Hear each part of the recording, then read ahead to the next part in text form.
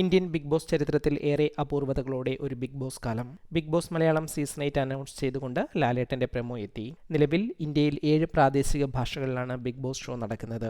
കഴിഞ്ഞ കൊല്ലം മലയാളം ഉൾപ്പെടെ ഏതാനും ബിഗ് ബോസ് ഷോകൾ ഏതാണ്ട് ഒരേ സമയത്താണ് നടന്നിരുന്നത്. പല ആഴ്ചകളിലാണ് തുടങ്ങിയതെങ്കിലും ഏതാണ്ട് ഒരേ കാലയളവിലായിരുന്നു ഇവ നടന്നത്. മലയാളവും തമിഴുമെല്ലാം ആ കൂട്ടത്തിലുണ്ടായിരുന്നു. എന്നാൽ ഈ വർഷം ഈ സീസണിലെ എല്ലാ ബിഗ് ബോസ് ഷോകളും ഒരേ സമയത്ത് നടക്കുന്നു. നിലവിൽ 6 ഭാഷകളിലെ ബിഗ് ബോസുകളും സെപ്റ്റംബർ മുതൽ നടക്കും എന്നാണ് വിവരം. കഴിഞ്ഞ മാർച്ച് ഏപ്രിൽ മാസങ്ങളിൽ അവസാനിച്ച ഒരു സീസണിന്റെ കാര്യത്തിൽ മാത്രമാണ് നിലവിൽ ഒരു വ്യക്തത വരാത്തത്. ബാക്കി 6 പ്രാദേശിക ഭാഷകളിലെ സീസണുകളും ഒരേ സമയം നടക്കും. അവയുടെ പ്രമോകളും കോമണർ ഓഡീഷനുള്ള ഭാഷകളിൽ അതിനുള്ള പ്രവർത്തനങ്ങളും എല്ലാം സജീവമായി നടക്കുന്നുണ്ട്.